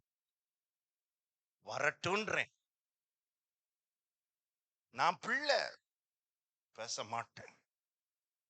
இப்படியே உங்களை நீங்களே, அவங்க யூதர்கள் இப்படியே அவங்கள தங்களை நினைக்கணும்னு தான் இந்த பிரமாணத்தை எல்லாம் கொடுத்தார். இந்த பிரமாணத்தை கொடுத்ததே அவங்க அடிக்கடி தங்களை எப்படி நினைக்கணும். நான் ஒரு யூதன், நான் ஒரு யூதன், நான் ஒரு யூதன், நான் ஒரு யூதன், நான் வித்தியாசமான ஆளு, நான் வேறு பிரிக்கப்பட்ட ஆளு, நான் தெரிந்து கொள்ளப்பட்ட ஆளு, எனக்கும் கடவுளுக்கு இடையில ஒரு தொடர்பு இருக்கு, நான் கடவுளோடு இணைக்கப்பட்டாள், நான் தேவனோடு இணைக்கப்பட்டாள். இப்படியே நினைச்சு நினைச்சு நினைச்சு நினைச்சு ஆண்டவரை நினைச்சு, ஆண்டவரோடு இணைக்கப்பட்டதை நினைச்சு நினைச்சு நினைச்சு நினைச்சு பிரெயின் அப்படியே பிரெயின் வாஷ் பண்ணி விட்டார் கர்த்தர். நமக்கு இதெல்லாம் எதுவுமே இல்லை.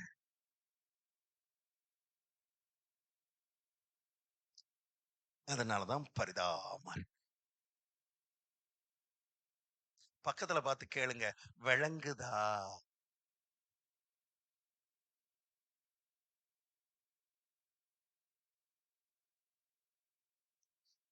இப்ப கேட்டதுக்கு பதில் சொல்லுங்க. இப்ப கேட்டாங்கல்ல, சொல்லுங்கம்மா. பக்கத்துல பக்கத்துல என்னைய பார்த்து இல்ல, பக்கத்துல பார்த்து சொல்லுங்க. விளங்குதான்னு கேட்டாங்களே, என்ன சொல்றீங்க? விளங்குற மாதிரி இருக்கா, விளங்குதா?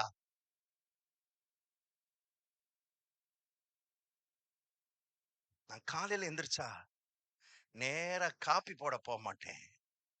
அது பக்கத்து வீட்டுல, எதிர்த்த வீட்டுல எல்லாரும் போவாங்க. ஆனா நான் நேரா என் தேவ சமூகத்துக்கு போறேன். ஏன்னா நான் தேவனுடைய பிள்ளை. To you understand? விளங்குதா உங்களுக்கு? இப்ப நான் ஜெபம் பண்றது பிரமாணத்துக்காக இல்ல, நான் பிள்ளைன்ற உணர்வுக்காக, பிள்ளை என்கிற உறவுக்காக. சாப்பாட்டை கையில பார்த்த உடனே ஊர்ல இருக்கிறவெல்லாம் அம்பாட்டுக்கு அபு அபு அபு அபுன்னு அபுக்குவான். ஆனா நான் சாப்பாட்டை பார்த்த உடனே, ஆண்டவரே உமக்கு நன்றி ஆண்டவரே, இந்த உணவை எனக்கு கொடுத்ததுக்காக உமக்கு நன்றி, இந்த உணவின் மேல உம்முடைய ஆசீர்வாதம் இருக்கிறதுக்காக நன்றி அப்படி சொல்றேனே. ஏன் சொல்றேன் தெரியுமா? நான் அவருடைய பிள்ளை, நான் அவருடைய பிள்ளை. என்னுடைய லைஃப் ஸ்டைலே மாறுது பாத்தீங்களா? லைஃப் ஸ்டைலே மாறுறதுக்கு காரணம் பிள்ளைன்ற உணர்வு. நேத்து வரைக்கும் நான் பிசாசின் பிள்ளையா இருந்தேன், இன்னைக்கு நான் தேவனுடைய பிள்ளையா இருக்கிறேன். பிசாசின் பிள்ளைகள் செய்யற மாதிரி என்னால செய்ய முடியாது. பிசாசின் பிள்ளைகள் பார்க்கிற மாதிரி என்னால பார்க்க முடியாது.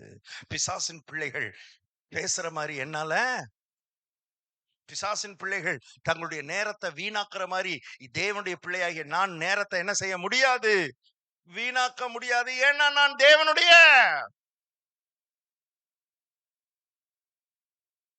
இதுதாங்க கிறிஸ்தவ வாழ்க்கை. இதுதான் கிறிஸ்தவ வாழ்க்கை. பாவத்தை மேற்கொள்ள முடியல பிரதர், பாவத்தை மேற்கொள்ள முடியல பிரதர். பாவத்தோட ஒரே போராட்டமா இருக்கு பிரதர், போராட்டம். இந்த ஆவிக்குரிய உலகத்துல நான் அதுலயே பிறந்து வளர்ந்தாள், அதனால சொல்றேன். சொல்லுவாங்க பாவத்தோட ஒரே போராட்டமா இருக்கு பிரதர், போராட்டமா இருக்கு. ஜோம் பண்ணுங்க பிரதர், ஒரே போராட்டம்.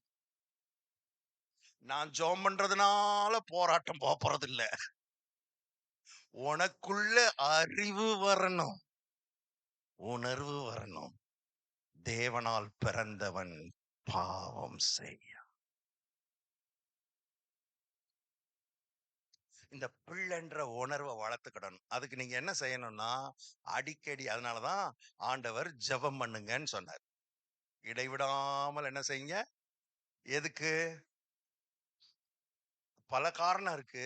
அதுல ஒரு காரணம் என்னன்னா, ஜெபம் பண்ணதான் நமக்கு பிள்ளைன்ற உணர்வு வளரும். ஏன்னா நம்ம ஜெபிக்கிறது கடவுள்கிட்ட மட்டும் இல்ல. அவர் கடவுள் தான், அவர் தேவன் தான், அவர் ஆண்டவர் தான். ஆனா நம்ம ஜெபிக்கிறது தேவனாகிய தகப்பனிடத்தில் ஜெபிக்கிறோம். அதனாலதான் ஜெபிக்க கற்றுக் கொடுக்கும் பொழுது இயேசு சொன்னார், பரமண்டலங்களில் இருக்கிற எங்கள் தேவனே இல்ல, பரமண்டலங்களில் இருக்கிற எங்கள் கர்த்தாவே இல்ல, பரமண்டலங்களில் இருக்கிற எங்கள் ஆண்டவரே இல்ல, பரமண்டலங்களில் இருக்கிற எங்கள் பிதான என்னங்க அர்த்தம்? பிதாவே, நான் அப்பா, our father in heaven. ஏன் அப்படி வார்த்தையை வேணும்னே போட்டார்? அந்த வார்த்தையை வேணும்னே போட்டதுக்கு காரணம் என்னன்னா, நீங்க ஜெபிக்க ஜெபிக்க ஜெபிக்க அவரை அப்பாவா பார்க்க பார்க்க பார்க்க உங்க ஆவிக்குள்ள வானத்தையும் பூமியும் படைத்த சர்வ வல்லவருடைய பிள்ளை நானுன்ற ஒரு உணர்வு உங்களுக்குள்ள எழும்பும். தேவனால் பிறந்தவன் பாவம் செய்ய, பொல்லாங்கன் அவனை தொடான். பொல்லாங்கன் அவனை யார யார ஒரே பிசாசு போராட்டம் பிரதர், போராட்டம், பிசாசின் போராட்டம். பிள்ளை பிள்ளைன்ற உணர்வு வந்துச்சுன்னா பக்கத்துல வரலாம், தொடமாட்டான், தொட முடியாது. ஏன்னா நீங்க அவருடைய பிள்ளை. இயேசு சொன்னார், சரி உங்களுக்கு தெரிஞ்ச வசனம்னால கடகடன்னு சொல்லிட்டு போறேன். என்னத்தை உண்போம், என்னத்தை குடிப்போம், என்னத்தை உடுப்போம் என்று கவலைப்படாதீர்கள். ஆகாயத்து பறவைகளை கவனித்து பாருங்கள், அவைகள் விதைக்கிறதும் இல்லை, அறுக்கிறதும் இல்லை, களஞ்சியங்களில் சேர்த்து வைக்கிறதும் இல்லை, அவைகளையும் எடுங்க, பைபிள் எடுங்க, பைபிள் எடுங்க, அந்த வசனத்தை எடுங்க. நீங்க என் முகத்தை பார்க்கறத பார்த்து அப்படியா, என்ன என்ன வசனம் சொல்லிருங்கம்மா? 6ஆம் அதிகாரம் 26வது வசனம் எடுங்க, எடுங்க, எல்லாரும் எடுங்க, சீக்கிரம் எடுங்க, டக்குன்னு முடிக்க போறோம், இன்னொரு 5 நிமிஷத்துல முடிச்சிடலாம். வாசிங்க வாசிங்க சிஸ்டர். ஆகாயத்து பட்சிகளை கவனித்து பாருங்கள், அவைகள் விதைக்கிறதும் இல்லை, ஆ,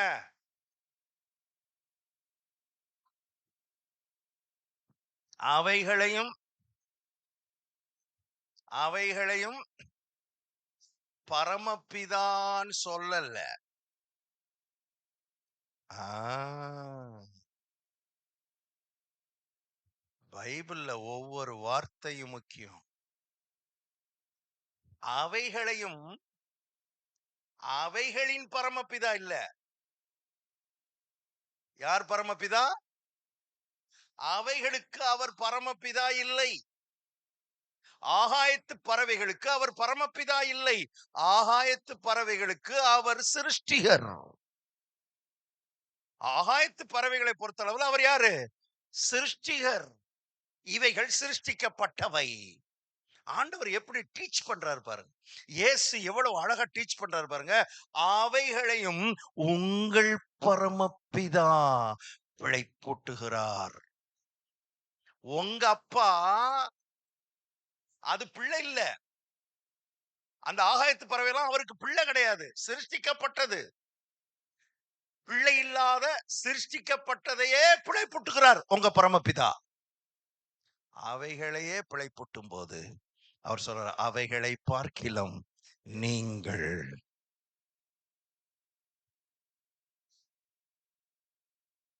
என்ன நினைக்கிறீங்க? உங்களை பிழைப்புட்டு வர மாட்டாரா? சத்தமா சொல்லுங்க. அவைகளையே பிழைப்புட்டுறாருங்க. இன்னைக்கு யாராவது காக்காவுக்கு சோறு போட்டீங்களா?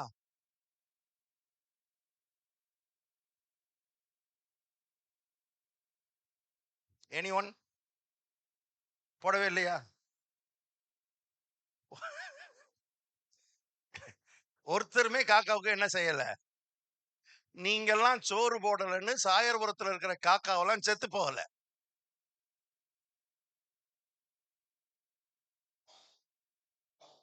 விளங்குதா? வேதத்தில் எழுதப்பட்டிருக்கிறது, திமிங்கலங்கள் எல்லாம் அவைகள் அவரை நோக்கி பார்க்கிறது. அவர் கையை திறக்க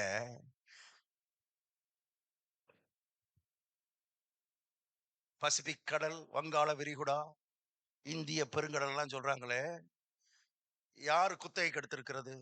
அதானி அம்பானியுமா? நான் பாத்துக்கிறேன். பசிபிக்ல இருக்கிற திமிங்கலத்துக்கெல்லாம் நான் சோறு போட்டுறேன். அதானி ஒரு கடல், அம்பானி ஒரு கடலை எடுத்து வச்சிருக்காரு.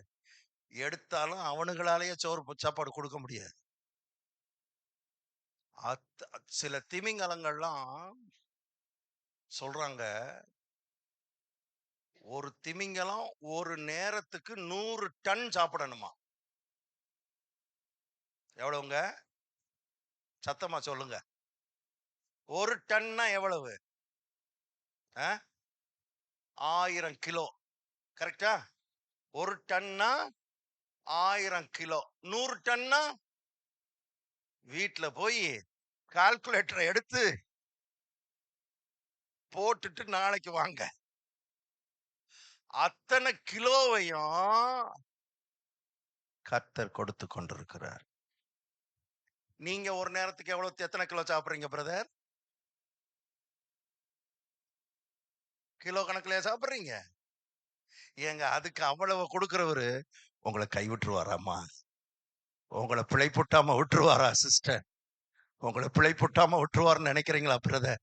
இந்த ஒரு சின்ன வெளிப்பாடு, என் தேவன் எனக்கு தேவன் மாத்திரமல்ல, அவர் என்னை பெற்றெடுத்த என் தகப்பனாய் இருக்கிறார் என்கிற ஆழமான அறிவு. அந்த அறிவோடு ஒவ்வொரு நாளும் அவரோடு உறவு கொள்வது. அப்பான்ற அறிவு வந்துருச்சுன்னா அப்பாவோட கண்டிப்பா என்ன செய்யணும்? அவ்வளவுதான், சிம்பிள். தீர்மானம் எடுங்க, தீர்மானம் எடுங்க. இது ஏதோ ஐயோ ஜெபம் பண்ணி ஆகணுமே, கண்டிப்பா ஜெபம் பண்ணி ஆகணுமே, அப்படி இல்லை. அப்படியே அப்பா கிட்ட போய் ஐயோ இன்னைக்கு அங்க அப்பாவோட பேசியே ஆகணுமே, அப்படியா? அப்படியா பேசுறீங்க? சிலருக்கு ஜெபம்னாலே கசப்பா இருக்குது பாருங்க. ஐயோ ஜெபம் பண்ணணுமாமே, இன்னைக்கு ஜெபம் பண்ணணுமாமே, ஐயோ காலையில எந்திரிச்சா ஜெபம் பண்ணணுமாமே, ஐயோ ஐயோ ஜெபம் பண்ணணுமாமே, 1/2 மணி நேரம் பண்ணணுமாமே, 1 மணி. ஐயோ என் ஜனங்கள் அறிவில்லாமையினால் சங்காரம். அப்பாவோட பேசுறதுக்கு நேரம் இல்லை, காலம் இல்லை. இருதயத்தை திறந்து பேசுங்க. உள்ளத்தை திறந்து அப்பா கிட்ட சொல்ற மாதிரி சொல்லுங்க. உங்கள பெத்த அப்பா கிட்ட சொல்ல முடியாதத கூட இந்த அப்பா கிட்ட திறந்து சொல்லுங்க. சொல்லுங்க. அதுக்கான பதில எப்படியாவது உங்களுக்கு குடுத்துருவாரு. எப்படியாவது உங்களுக்கு குடுத்துருவாரு. எழுப்பி நிக்கலாமா? நேரம் ஆயிடுச்சு. நாளைக்கு தொடருவோம். அவர் அழைப்பை அனுசரிப்பேன். அவர் அழைப்பை அனுசரிப்பேன்.